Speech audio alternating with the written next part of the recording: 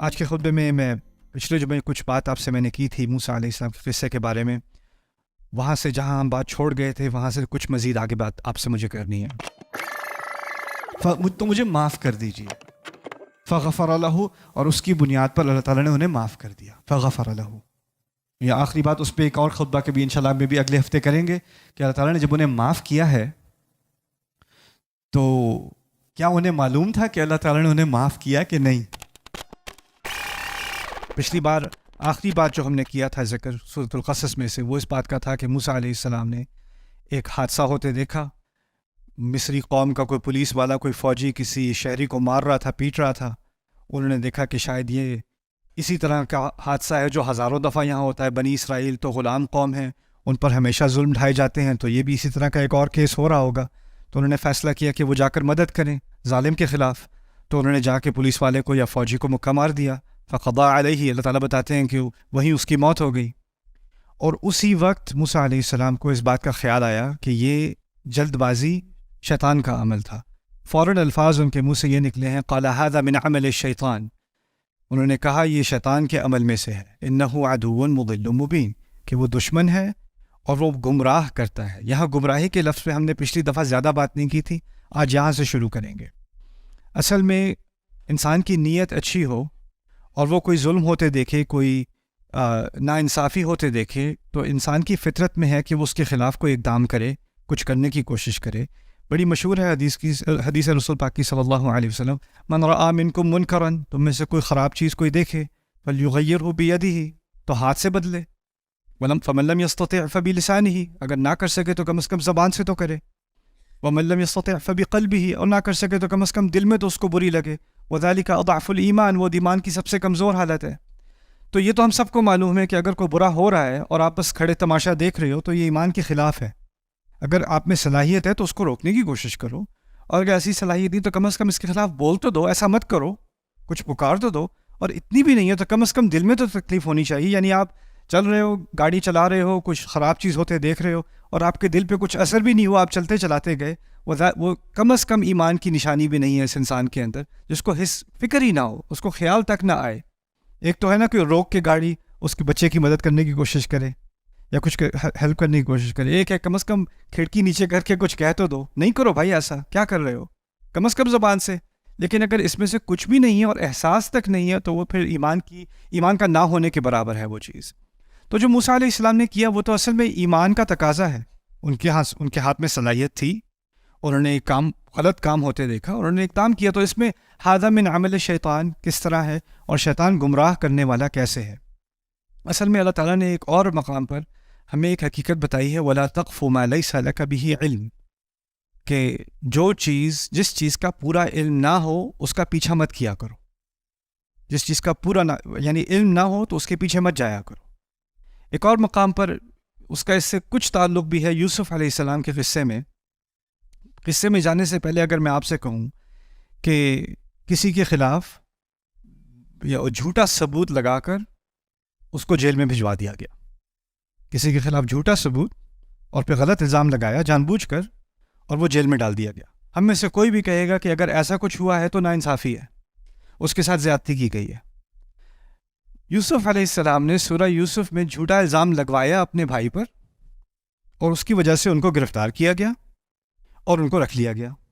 اگر میں آپ کو یہ نہ بتاتا کہ یوسف علیہ السلام کا عمل تھا تو آپ کو خود سے یہ خیال آتا کہ یہ بہت غلط بات ہے، ایسا نہیں ہونا چاہیے. اللہ تعالیٰ نے اس کے بیک گراؤنڈ میں، اس کے پیچھے کیا اصل میں ہو رہا تھا وہ ہمیں سمجھایا اور کہا ما کان لیوسف ان یأخذ اخاہ فی دین الملک. یوسف علیہ السلام کے لیے ممکن نہیں تھا کہ وہ اپنے بھائی کو اپنے پاس رکھ لیتے جو بادشاہ ہے اس کے قانون کے تحت. یعنی ان کی کوئی امیگریشن پالیسی تھی یا ان کی کوئی ریزیڈنس پالیسی تھی، اگر آپ وزٹر بن کے آئے ہوئے ہو تو آپ وہاں نہیں رہ سکتے. اور ان کو معلوم تھا کہ میں نے ہر حال میں اپنے بھائی کو اپنے پاس رکھنا ہے، تو انہوں نے اس تدبیر کا استعمال کیا. اور اس تدبیر کو ہم کہتے ہیں کہ یہ یوسف علیہ السلام کی تدبیر تھی، لیکن اس سے اوپر بھی اللہ تعالیٰ نے کہہ دیا کذالک کدنا لیوسف، ہم نے یہ تدبیر کی یوسف کے لیے. یعنی اللہ تعالیٰ نے اپنے اوپر اس تدبیر کو منسوب کر لیا. یہاں میں اس بات کا حوالہ اس لیے دے رہا ہوں کہ کبھی کبھار آپ کو بظاہر لگتا ہے کہ یہ چیز غلط ہے، لیکن آپ کو پورا قصہ نہیں معلوم، آپ کو جس 5% نظر آ رہا ہے. اس کی ایک تصویر ذہن میں سمجھ لیں. فرض کریں کوئی معلوم کرنا چاہ رہا ہے کہ اس کمرے کے اندر کیا ہو رہا ہے، ٹھیک ہے، یا آپ کسی کمرے میں آپ جاننا چاہتے ہیں اندر کیا ہو رہا ہے، تو جو چابی کا سوراخ ہے نا، اس میں سے آنکھ ڈال کے انسان دیکھنے کی کوشش کرے کہ اندر ہو کیا رہا ہے، اس کو کچھ نہ کچھ تو نظر آ جائے گا۔ اگر اس کو جو کچھ نظر آیا اس کی بنیاد پہ وہ گمان کرے کہ مجھے پوری حقیقت اس کمرے کی سمجھ میں آ گئی اور جو اشخاص ہیں اس کے اندر وہ سب سمجھ میں آ گیا، تو وہ اس کی غلطی ہے نا۔ اتنی سی معلومات کی بنیاد پر اگر وہ پورا فیصلہ کر لے تو اس نے جلد بازی کی ہے۔ تو یہی بات کہی جا رہی ہے، سمجھائی جا رہی ہے کہ ہم کبھی ہوتا کیا ہے کہ ہم کسی چیز کے بارے میں سنتے ہیں، جو کچھ آپ سنتے ہیں کسی اور کے بارے میں، آپ کو 1% معلومات ہے، اتنی سی معلومات ہے آپ کے پاس، اس کی بنیاد پہ آپ کہیں یہ تو بہت بری بات ہے، یہ تو بہت اچھا ہوا، آپ نے فوراً فیصلہ کر دیا۔ اس فیصلے میں جلد بازی کبھی کوئی عمل سے کرتا ہے، کوئی اپنی زبان سے کرتا ہے، کوئی اپنے دل سے کرتا ہے، لیکن معلومات نہ ہونے سے پہلے اگر انسان فوراً فیصلہ کر لے تو وہ اس کی غلطی ہے، وہ اصل میں اس کی غلطی ہے۔ اچھا، اب ہوا یہ کہ موسیٰ علیہ السلام کو اس بات کا اندازہ ہو گیا کہ نیت اچھی پھر بھی ہو لیکن معلومات پوری نہ ہوں تو فیصلہ کرنا اور فیصلے میں جلد بازی کرنا یہی شیطان کے ہیلوں میں سے ایک ہیلا ہے، اس کی ایک تدبیر ہے انسان کو برباد کرنے میں۔ تو ان کو اس بات کا احساس ہوا اس کم عمری میں بھی کہ اس طرح جذبات کو سے کھیلا جاتا ہے، شیطان ان سے کھیلتا ہے اچھی نیت کو برے کام کے لیے استعمال کرنے میں۔ ھذا من عمل الشیطان، اسی طرح وہ گمراہ کرتا ہے، انہ عدو مضل مبین۔ تو اب گمراہی کا ایک نیا پہلو ہمیں سمجھ آ گیا کہ معلومات پوری نہ ہوں اور فیصلہ کرنے میں جلد بازی کرنی ہو تو وہ بھی گمراہی کی ایک شکل ہے، وہ بھی شیطان کے ہتھیاروں میں سے ایک ہتھیار ہے۔ اس کے بعد کہتے ہیں ربی انی ظلمت نفسی فاغفر لی، وہاں تک بات ہوئی تھی ہماری پچھلی دفعہ۔ میرے رب، اس میں کوئی شک نہیں کہ میں نے ہی اپنے نفس پر ظلم کیا ہے، اب میں نے اپنے نفس پر ظلم کیا ہے۔ اچھا ٹھیک ہے، یہ الفاظ اصل میں ایک طرح سے سمجھ لیں ان کی گونج جو ہے وہ شروع ہوتی ہے آدم علیہ السلام کے الفاظ سے، ربنا ظلمنا انفسنا، وہ انہی الفاظ کی طرح کی یہ الفاظ ہیں، ہم نے اپنے اوپر ظلم کیا۔ یہاں انہوں نے غلطی کی ہے، ٹھیک ہے، غلطی کسی اور انسان کے خلاف ہے، وہ مرا ہے، اس کا قتل ہوا ہے، لیکن پہلا جرم انسان کا کسی اور کے خلاف نہیں ہوتا، اپنے خلاف ہوتا ہے۔ اسی طرح کی مثال ایک اور جگہ اللہ تعالیٰ دیتے ہیں کہ جب عائشہ رضی اللہ تعالیٰ عنہ کے بارے میں طرح طرح کی باتیں کی گئی تھیں اور لوگوں نے کچھ باتوں کو سنا، کچھ اس سے متاثر بھی ہوئے، کچھ نے کہا کیا کتنی بری بات ہے کہ لوگ ایسی باتیں کر رہے ہیں، کچھ کے ذہن میں برا گمان بھی آ گیا، اس کے بارے میں اللہ تعالیٰ نے کہا لولا اذ سمعتموه ظن المؤمنون والمؤمنات بانفسهم خیرا، کہ جب تم نے وہ بات سنی تھی تو تمہیں اپنے بارے میں بہتر گمان کیوں نہ ہوا۔ اللہ تعالیٰ نے یہ سوال پوچھا، یہ نہیں کہا ان کے بارے میں بہتر گمان کیوں نہیں کیا، کہا اپنے بارے میں بہتر گمان کیوں نہیں کیا۔ یعنی اصل میں جو گناہ میں کرتا ہوں یا آپ کرتے ہیں، اگر کسی کے خلاف بھی کر رہے ہیں تو اس کے خلاف تو آپ نے جرم کیا ہے، لیکن اس سے پہلے آپ نے اپنے نفس کے اوپر ظلم کیا ہے، اس کا پہلے اعتراف کرنا پڑے گا، میں نے اپنے ساتھ زیادتی کی ہے، اللہ نے میرے اندر ایک نور ڈالا ہے، میرے اندر ایک روح ڈالی ہے، ایک ہدایت ڈالی ہے، اور میں نے اس کو زخمی کیا ہے، اس نور کو میں نے کم کیا ہے۔ تو ربی انی ظلمت نفسی، میں نے تو اپنے اوپر ظلم کیا، میں نے اپنے اوپر زیادتی کی، فاغفر لی، تو مجھے معاف کر دیجئے۔ اب یہاں پر سوچنے کی بات یہ ہے کہ موسیٰ علیہ السلام، اس وقت میں یاد دہانی کے لیے آپ کو بتا رہا ہوں کہ ان کو جو نبوت اور رسالت کا جو منصب ان کو ملا تھا، وہ مصر سے جانے کے بعد، شادی ہونے کے بعد، بچے ان کے ہو چکے تھے، ان کو جا کے وہ آگ نظر آئی ہے پہاڑی کے اوپر جو صرف انہی کو نظر آئی ہے، وہاں جاتے ہیں تو اللہ تعالیٰ ان سے ہم کلام ہوتے ہیں، اس عمر میں جا کے وہ رسول بنے ہیں جب اللہ تعالیٰ نے انہیں چنا ہے۔ وَأَنَا اخْتَرْتُكَ فَاسْتَمِعْ لِمَا يُوحَىٰ إِنَّنِي أَنَا اللَّهُ، وہ کلام جو سورۃ طٰہٰ میں بھی ہے، قصص میں بھی ہے اور مقامات پر بھی ہے۔ لیکن ابھی یہ نوجوان آدمی ہیں، ابھی یہ رسول نہیں بنے، نہ یہ ابھی نہیں نبی ہیں۔ اس کا مطلب کیا ہے کہ ان پر ابھی وحی نہیں آ رہی، ان کا یہ قصہ نبوت سے پہلے کا قصہ ہے۔ اس بات کو یاد رکھنا بہت اہم ہے اس واقعے کو سمجھنے کے لیے۔ انہوں نے جب معافی مانگی ہے اپنی غلطی کی، تو وہ ایسے ہی ہے جیسے کوئی بھی مسلمان جو نبی نہ ہو، کوئی بھی مسلمان معافی مانگتا ہے اپنی غلطی کی۔ عام مسلمان میں اور نبی میں کیا فرق ہے کہ نبی سے اللہ تعالیٰ ہم کلام ہوتے ہیں، نبی کو غیب سے خبر آ جاتی ہے، نبی کو معلوم ہو جاتا ہے کیا کرنا ہے کیا نہیں کرنا، اس کو براہ راست کمیونیکیشن ملتی ہے۔ میں جب اللہ تعالیٰ سے دعا کرتا ہوں کہ مجھے معاف کر دے میرا رب، مجھے کوئی براہ راست کمیونیکیشن نہیں آ رہی کہ میں معاف ہو گیا یا نہیں ہوا، مجھے کوئی ضمانت نہیں آ رہی۔ میں نے استغفار تو کر لی ہے، لیکن مجھے کیسے پتہ چلے کہ اللہ نے معاف کیا یا نہیں کیا؟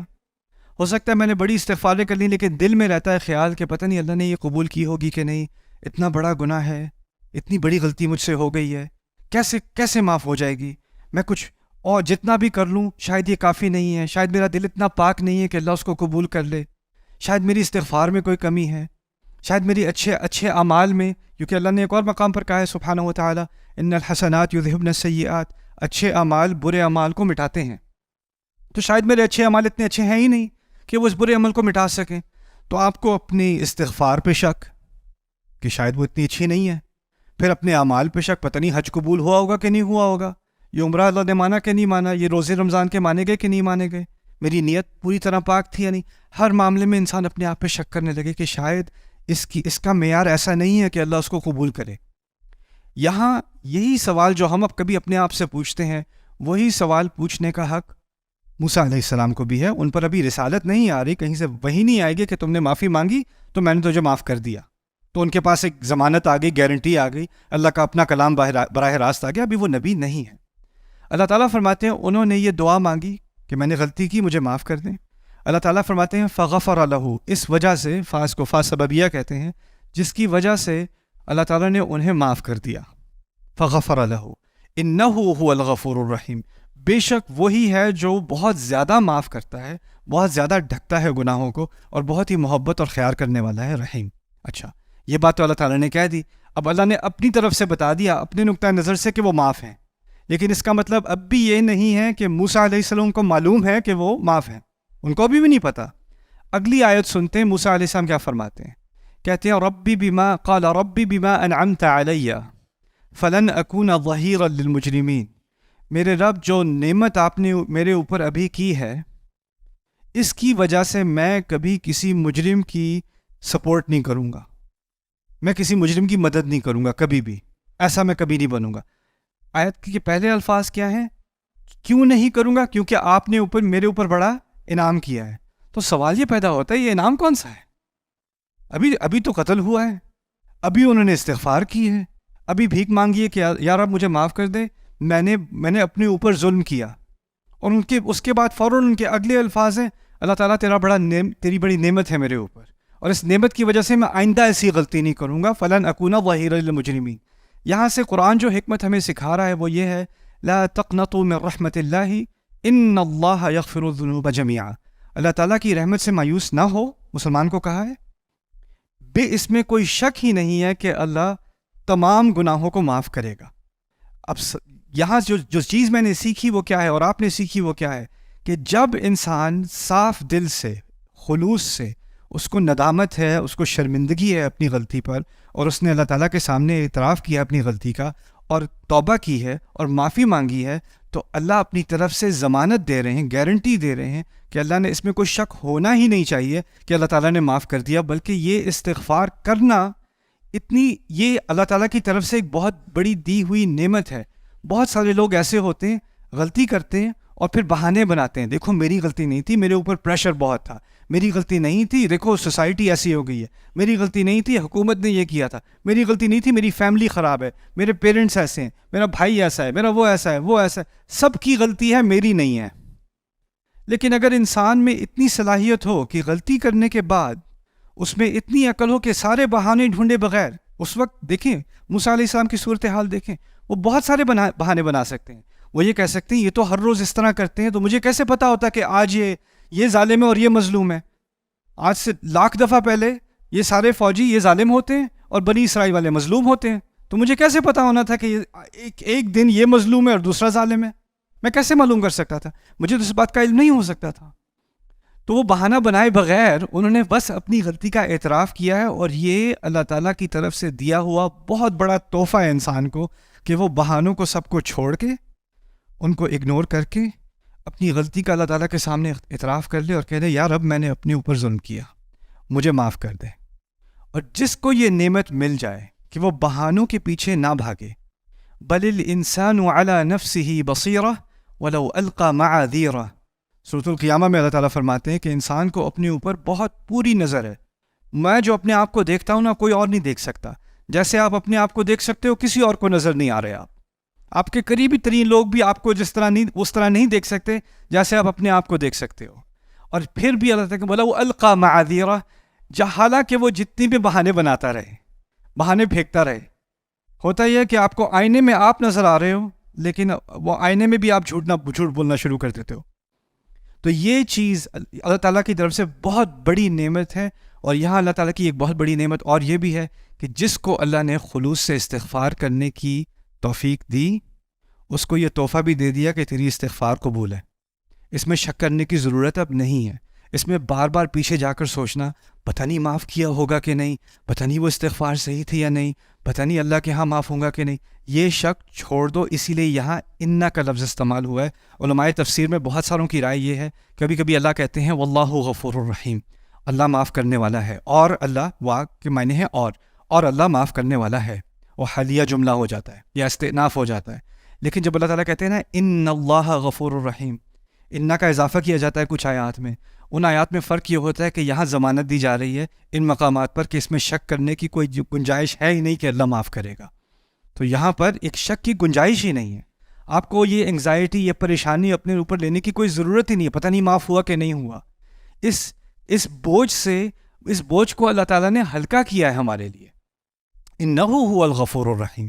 اچھا اب انہوں نے معافی مانگ لی, ٹھیک ہے, استغفار کر لی, یہ بوجھ ان پر سے ہٹ گیا, اور وعدہ بھی کر لیا آئندہ میں ایسی غلطی نہیں, جلد بازی اب نہیں کروں گا. لنکون ظہیرا للمجرمین. اس بات سے اشارہ اس بات کی طرف بھی مل گیا کہ وہ جو فوجی تھا جو دوسرے کی پٹائی کر رہا تھا, وہ پٹائی جس کی ہو رہی تھی وہ چور تھا یا کوئی مجرم تھا کسی قسم کا. اچھا موسیٰ اب قتل تو ہو گیا ہے فوجی کا, اور وہ دوپہر کا ٹائم تھا, اس وقت سارے قیلولہ کے لیے سارے سو رہے تھے دوپہر میں, تو کسی نے دیکھا نہیں یہ سارا کرائم, کسی نے یہ جرم نہیں دیکھا. بس اس کا ایک گواہ رہ گیا ہے, وہ جو مجرم تھا وہ, اس کے علاوہ اس کا کوئی گواہ نہیں ہے. تو آگے وہ بھاگ گئے, موسیٰ علیہ السلام گھبرا گئے, نوجوان آدمی تھے, ان کو یہ بھی پتا تھا کہ جو مصر کی پولیس ہے اور جو ان کے فوجی ہیں وہ ان سے شدید نفرت کرتے ہیں. اصل میں مصر میں ایک محبت کرنے والا مصری ان سے وہ تھا فرعون. اس کے دل میں اللہ تعالیٰ نے محبت ڈال دی تھی موسیٰ علیہ السلام کے لیے. وہ اللہ تعالیٰ نے اس کے بارے میں کہا ہے وَأَلْقَيْتُ عَلَيْكَ مَحَبَّةً مِّنِّي, میں نے تیرے اوپر ایک خاص محبت ڈالی ہے جو مجھ میں سے آتی ہے. وہی فرعون جو لاکھوں بچوں کا قتل کرنے کو تیار تھا, اس نے موسیٰ علیہ السلام کو جانتے ہوئے کہ یہ بنی اسرائیل سے ہیں مار نہ سکا. یہاں تک کہ نہ مارنے کے اس سے زیادہ تر یہ بھی کہا جا سکتا ہے کہ اس کو غلام بنا لینا چاہیے تھا. چلو ماریں گے نہیں, یہاں بچے کو غلام بنا دو, یہاں پہ نہیں, اس کو اپنے بیٹے کی طرح. الم نربک فینا ولیدا, بہت محبت ڈال دی فرعون کے دل میں موسیٰ علیہ السلام کے لیے. لیکن اس کا مطلب یہ نہیں کہ پوری مصری قوم ان سے محبت کر رہی ہے, بلکہ ان کی نفرت میں اور بھی اضافہ ہو گیا ہوگا. ہم سارے مصری اور ہم دوسرے درجے کے, یہ غلام کو پہلے درجے کا رویہ مل رہا ہے, اس کو شہزادے کی طرح ٹریٹ کیا جا رہا ہے. تو ان کے دل میں نفرت تھی. اسی لیے اگر یہ اپنے آپ کو پولیس کے حوالے کرتے, جرم تو ہو گیا ہے, پولیس کے حوالے کرتے, تو ہوتا ہے کبھی کبھی, یہاں تو نہیں ہوتا, مسلمان ملکوں میں نہیں ہوتا, یہ پرانے زمانے کی کرپشن ہے. ہوتا یہ ہے کہ پولیس کے پاس جاؤ اور پولیس والے کچہری پہنچنے سے پہلے ہی مار دیں گے اور کہیں گے ایکسیڈنٹ ہو گیا تھا, یا یہ گاڑی سے گر گیا تھا, یا یہ گولی جا رہی تھی اس کے رستے میں ہی کھڑا ہو گیا. تو ان کو پتا تھا پولیس والے کیا کریں گے, مار دیں گے انہیں, اور ان کا گمان یہ صحیح تھا, اس لیے وہ چھپ گئے. اس بات کی گارنٹی, اس بات کی دلیل بعد میں بھی آنے والی ہے. ان کا ایک دوست تھا مصری جو فوج میں تھا اور ان کے جنرلوں میں سے تھا, لیکن وہ خفیہ طور پر مسلمان ہو چکا تھا. اور جب ان کی آپس میں پرائیویٹ میٹنگ ہوتی تھی پولیس والوں کی, تو اس میٹنگ میں ان کا وہ دوست بھی تھا. بعد میں جا کے وہ بھاگ کے آ کے ان کو بتائے گا ان الملأ یأتمرون بک لیقتلوک. کسی صورت میں دیکھو, وہ جو سارے پولیس چیف ہیں نا, انہوں نے اپنی الگ سے میٹنگ کر لی ہے, انہوں نے فیصلہ کر لیا ہے کہ وہ تجھے قتل کر دیں گے, قتل کریں گے. فرعون کو غصہ آئے گا, کہیں گے نہیں جی وہ تو بلڈنگ سے گر گئے تھے, وہ پھسل کے گر گئے تھے, ایکسیڈنٹ تھا. اگر وہ فرعون کے پاس کورٹ میں لے کے گئے تو فرعون نے تو معاف کر دینا ہے, اس کو تو محبت ہے, وہاں تک نوبت نہیں آنے دینی ان لوگوں نے, انہوں نے آپ کو مار دینا ہے. لیکن اس سے پہلے اب یہ چھپے ہوئے پھر رہے ہیں, ابھی دوست آیا بھی نہیں ہے, چھپے ہوئے شہر میں پھر رہے ہیں. فَأَصْبَحَ فِي الْمَدِينَةِ خَائِفًا يَتَرَقَّبُ, دن کے وقت وہ خوف سے ایک ایک قدم دیکھ کر کوئی مجھے دیکھ نہ لے, کوئی پہچان نہ لے, وہ اب شہر میں گزر رہے ہیں. اچھا فَإِذَا الَّذِي اسْتَنصَرَهُ بِالْأَمْسِ, تو ایک اچانک جس نے مدد مانگی تھی پچھلے دن, جس مجرم نے مدد مانگی تھی پچھلے دن, وہی سامنے کھڑا ہے. یستصرخو, چیخ پکار کر دوبارہ مدد مانگ رہا ہے. اب وہ پھر کسی پولیس کے ہاتھوں پکڑا گیا, پھر اس کی پٹائی ہو رہی ہے, اس کو موسیٰ علیہ السلام نظر آ گئے اب. اور اب یہ فرق ہے پچھلی دفعہ تھا کہ یہ حین غفلت من اہلیہا، وہ قیلولہ کا ٹائم تھا، شہر خالی تھا. یہ دوسری آیت جو آ رہی ہے نا، اس میں اصبح کا لفظ استعمال ہوا ہے، صبح کے وقت کا استعمال ہوا ہے. صبح کے وقت شہر بزی ہوتا ہے، سارے کام کرنے والے شہر میں سارے، یا افراتفری پھیلی ہوئی ہے، سارے لوگ کام کر رہے ہیں، کوئی پرائیویسی اب نہیں ہے. لیکن وہ مارا جا رہا ہے وہاں پر، اور اس نے ان کو بلایا، موسیٰ آپ نے جو کل مدد کی تھی اپنے مسلمان بھائی کی، ایک دفعہ اور امت کی حمایت میں کھڑے ہو جائیں دوبارہ اس کافر کے خلاف. آئیے ایک اور کافر ہے آپ کے لیے، اس کو بھی اپنا مبارک مکہ ماریں آپ. یستصرخہ، چیخ پکار کر ان کو بلانے لگا. موسیٰ علیہ السلام نے اس دفعہ دیکھا تو دیکھا یہ تھا، اس دلدل میں دوبارہ اب میں تو نہیں پھنسنے والا. تو کیا جواب دیتے ہیں وہ؟ کہتے ہیں قال لہ موسیٰ انک لغوی مبین، تم تو بہت ہی گمراہ قسم کے آدمی ہو. اب انہوں نے آگے نہیں پڑھنا، اب دوبارہ وہ غلطی، ابھی اللہ سے وعدہ کیا ہے، کیا وعدہ کیا ہے؟ آئندہ میں کبھی غلط کرنے والے کی حمایت نہیں کروں گا. اگلی آیت میں آتا ہے فلما، اس آیت پہ اختتام کریں گے اس خطبے کا. فلما بالآخر، اصل میں جو بعد میں بات ہو اذ اور حینا، لما میں تراخی ہوتی ہے، اور تراخی کے بعد ان کا لفظ آیا، فلما ان ارادہ.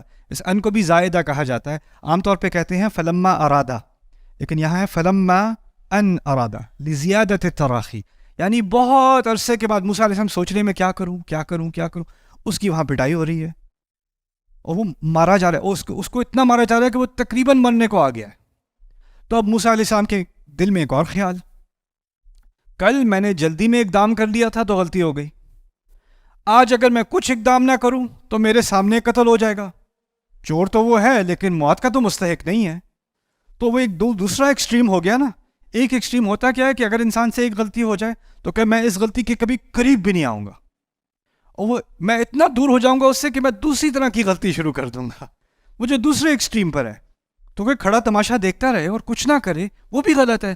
تو موسیٰ علیہ السلام کو اللہ تعالیٰ نے یہ حکمت دی کہ اب مجھے مکہ نہیں مارنا، لیکن کیونکہ وہ جسمانی طاقت میں ان میں تھی، تو اللہ تعالیٰ فرماتے ہیں فلما ان اراد ان یبطش بالذی هو عدو لہما، جب موسیٰ علیہ السلام نے بالآخر فیصلہ کیا سوچ سمجھ کر کہ وہ اس کو پکڑ لیں گے، جکڑ لیں گے جو ان دونوں کا دشمن تھا. یعنی اب فوجی کو مارنا نہیں، اس کو صرف روکنا ہے، اس کو نقصان پہنچائے بغیر.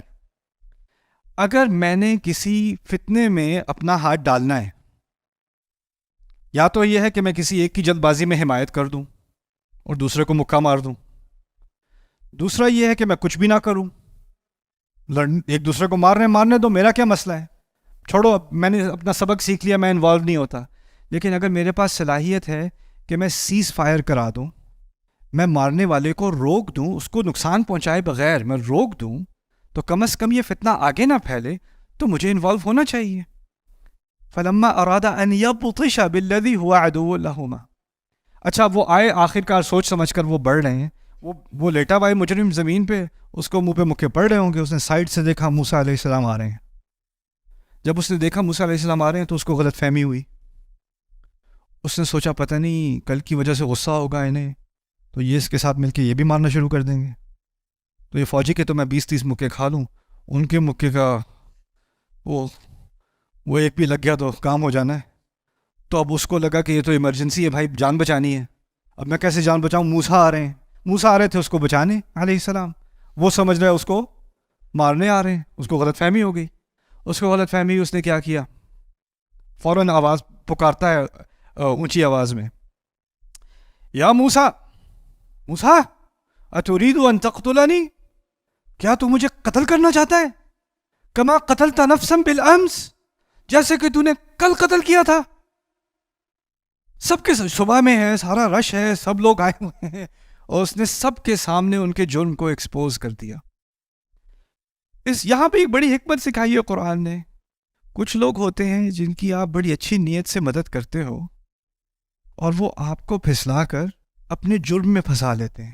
اور جب وہ آپ کو اپنے جرم میں پھنسا لیں، اب ان کے پاس یہ معلومات آپ کے خلاف ایک اختیار ہے، اور جب موقع ملے گا اپنی جان بچانے کا تو وہ آپ کو بڑی سہولت سے ذبح کرنے کو تیار ہو جائیں گے. تو فوراً سب کے سامنے کما قتلت نفسا بالامس ان تريد الا ان تكون جبارا في الارض وما تريد ان تكون من المصلحين. آپ تو بس یہاں اپنی زبردستی کرانے آئے ہیں، ہاں؟ آپ کو اصلاح کرنے نہیں آئے یہاں پہ. سارا فوکس اس کے. اب جو پولیس والا تھا جو چور کو پکڑ کے اس کو مار رہا ہے، اس کو بھی پتا ہے کہ اس کا فیلو پولیس آفیسر کل مارا گیا تھا اور اب اس کو اس کا قاتل مل گیا. تو یہ کیس تو چھوٹا ہے نا اس کے مقابلے میں. تو سارا زور اب آئے گا کس کی طرف؟ موسیٰ علیہ السلام کی طرف. اور اسی بات کا علم تھا اس مجرم کو. یہاں جو بات اللہ تعالیٰ نے ہمیں سمجھائی اس میں بہت ساری حکمتیں ہیں، لیکن اس میں کم از کم ایک حکمت یہ ہے کہ ہمیں بھولا نہیں ہونا. کوئی رو رہا ہے، کوئی مدد مانگ رہا ہے، کوئی ٹھیک ہے ہو سکتا ہے واقعی اس کو مدد کی ضرورت ہو، لیکن جس طرح آپ پوری معلومات دیے بغیر کوئی اقدام نہیں کر سکتے، اسی طرح پوری معلومات سمجھے بغیر اور ساری سچویشن کو سمجھے بغیر آپ کسی کے باتوں میں نہیں آ سکتے. آپ باتوں میں نہیں آ سکتے، آپ کو بہت نقصان ہو جائے گا اس کا. تو قرآن نے ہمیں اچھائی کا تو حکم دیا ہے، اور قرآن نے ہمیں اور ہمارے دین نے ہمیں دوسرے کے بارے میں حسن ظن کرنے کا حکم تو دیا ہے، لیکن تجربے سے سیکھنے کا بھی حکم دیا ہے. جس کا تجربہ ہو چکا ہو اس کو بھولا نہیں ہونا. پھر نہیں آپ کو نیت پہ شک نہیں کرنا چاہیے. نیت پہ شک نہیں کر رہا، میں اپنے عقل پر اعتماد کر رہا ہوں اور اپنے تجربے پر اللہ تعالیٰ نے جو تجربہ سکھا دیا ہے اس پر اعتماد کر رہا ہوں. تو اللہ تعالیٰ میں اس قرآن میں جو قصے ہیں، اس میں جو حکمتیں ہیں، ان کو اپنی زندگی میں لانے کی توفیق دے. اور ہمیں خاص کر جو میں پہلی بات کر رہا تھا درمیان میں جو بات کی اس خطبے میں میں نے آپ سے، میں نے کیونکہ یہاں پاکستان میں بہت نوٹ کی ہے، لوگ بہت کہتے ہیں کہ میں نے استغفار کیا لیکن پتہ نہیں اللہ مانگے گا معاف کرے گا کہ نہیں. کیسے پتہ چلے کہ اللہ نے معاف کر دیا؟ اس کی کوئی علامت ہے کہ اللہ تعالیٰ نے؟ اس کی کوئی خفیہ علامت نہیں ہے. کوئی خواب میں نہیں آئے گا آپ کو، کوئی طوطا نظر نہیں آنے والا آپ کو، نہ کوئی بارش ہوگی ایک دن تو پتہ چل جائے گا کہ آپ معاف ہو گئے، یا جس صبح آپ کو اٹھیں گے اور پھر آپ کو خاص قسم کے بادل نظر آئیں گے. ایسی کوئی علامت نہیں آنے والی آپ کے لیے، ایسا کچھ نہیں ہونے والا. لیکن اللہ تعالیٰ نے قرآن میں یہ مسئلہ حل کر دیا ہے ہمارے لیے. جس نے اخلاص سے اچھے دل سے اللہ تعالیٰ سے مغفرت مانگی، اس نے اتنا بڑا جرم تو کیا نہیں ہوگا جیسا موسیٰ علیہ السلام سے ہو گیا. تو آپ کے گناہ کی جو بھی اس کا سائز ہے، اس سے کوئی فرق نہیں پڑتا. اس کی جتنی بھی مقدار ہے اس سے فرق نہیں پڑتا. فرق صرف ایک بات سے پڑتا ہے کہ آپ نے واقعی میں توبہ کی ہے کہ نہیں. اگر واقعی میں توبہ کی ہے تو تسلی کر لیں کہ اللہ تعالیٰ نے معاف کر دیا، اور اب آگے کی سوچیں کہ آگے اچھا کیا کرنا ہے. اس کے بارے میں بار بار سوچنے کے بجائے روز اسی غلطی کا خیال. یہ آخری بات یاد رکھ لینا، انسان معاف نہیں کرتا، اللہ معاف کر دیتا ہے. انسان آپ کی غلطی کو آپ کو بار بار یاد دلاتا ہے. مجھے پتہ ہے تم نے کیا کیا تھا، یاد ہے تم نے کیا کیا تھا، یاد ہے تم نے کیا کہا تھا، یاد ہے. وہ روز ذکر کراتا ہے آپ کو، یہاں تک کہ انسان کو یہ احساس ہوتا ہے کہ میں تو انسان ہی نہیں ہوں، میں بس اسی غلطی کا ایک انبار کھڑا ہوا ہوں. میرے وجود میں اس غلطی کے علاوہ کچھ ہے ہی نہیں، کیونکہ اس دوسرے انسان کو میری غلطی کے علاوہ کچھ نظر ہی نہیں آتا.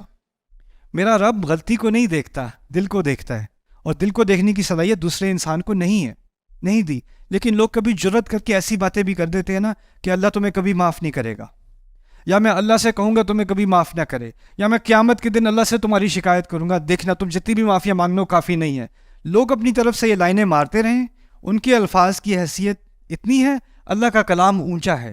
جب اللہ نے ضمانت دے دی تو آپ کو لوگوں کے الفاظ کی وجہ سے اپنے دل پہ باتیں نہیں لینی چاہیے. اسی لیے کہا اللہ تعالیٰ نے وَكَلِمَةُ اللَّهِ هِيَ الْعُلْيَا، اللہ کا کلام سب سے اونچا ہے.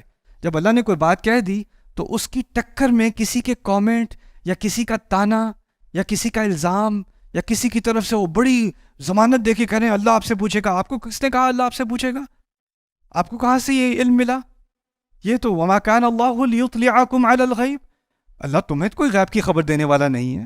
اللہ نے تمہیں اور مجھے کوئی خبر نہیں بتائی کہ کس کا کیا حساب ہونا ہے قیامت کے دن اور کون بولے گا. کیسے کہہ سکتے ہو کہ قیامت کے دن میں یہ اللہ سے یہ کہوں گا یا یہ کہوں گی؟ جس دن اللہ تعالیٰ کہہ رہے ہیں لا یتکلمون الا من اذن له الرحمن، جس دن کوئی بولے گا ہی نہیں سوائے کہ اللہ الرحمن اجازت دے دے. ہمیں کسی کو ضرورت ہوتی ہے کہتے نہیں. ویسے تو انسانیت نہیں بولے گی، لیکن پھر میں اللہ تعالیٰ کے سامنے ہاتھ اٹھا کے کہوں گا یا اللہ ایک سیکنڈ، اس کے بارے میں مجھے ایک بات بتانی تھی آپ کو، وہ پہلے سن لیں، پھر قیامت کا یوم قیامت شروع کرتے ہیں. یہ کیا نان سینس ہے، کیا مذاق ہے اللہ کے کلام کے ساتھ. تو ہمیں اللہ تعالیٰ کے کلام کو سنجیدگی سے لینا چاہیے، اور اس میں جو دھمکی ہے اس کو سیریس لینا چاہیے، اور اس میں جو تسلی ہے اس کو بھی دل تک لے لینا چاہیے. بارک اللہ لی ولکم فی القرآن الحکیم ونفعنی وإیاکم بالآیات والذکر الحکیم.